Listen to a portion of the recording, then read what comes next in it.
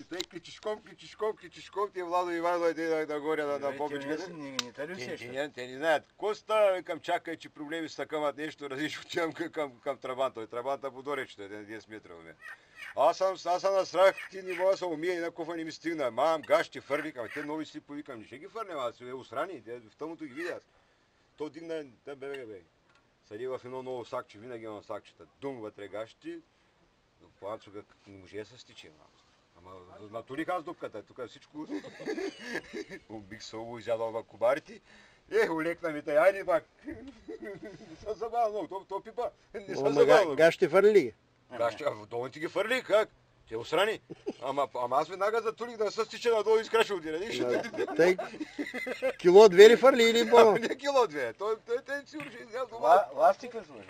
Малко ще излязва, ама усети газ, да излези. Подмириса ли го? Подмириса и то гадно. И аз сега да викам, те и варете и не ще тръбата.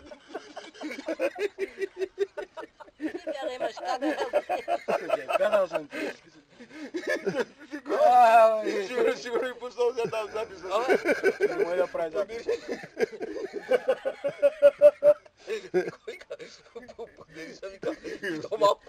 Подмириса той гадно, рядко. Виж едно интересно как варя само.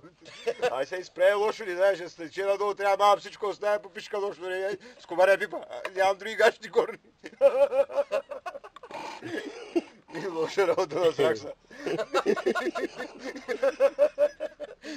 И скоро ли е било? Преди 2 години, там 3. Не е скоро. Не е много отдавна.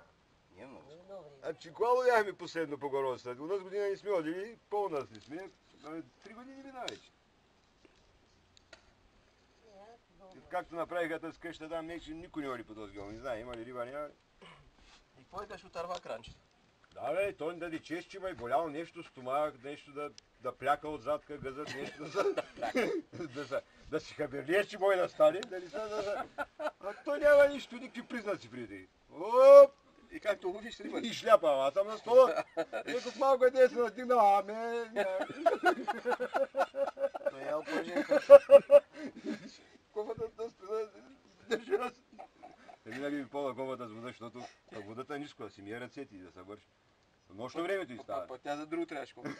Той е гадна кофата. Той е опържен картон. Не знае, бе. Ще в гърня съм на Оливото. Той за танка ти е пържен. Не беше ми се слушало от малък да има.